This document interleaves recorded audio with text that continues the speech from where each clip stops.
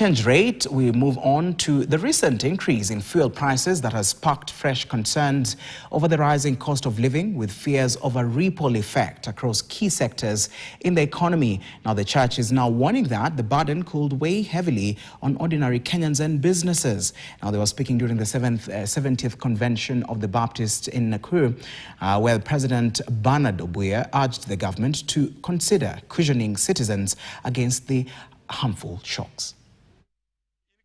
The prices of the oil, of the petrol or of the gas is a surprise to many Kenyans.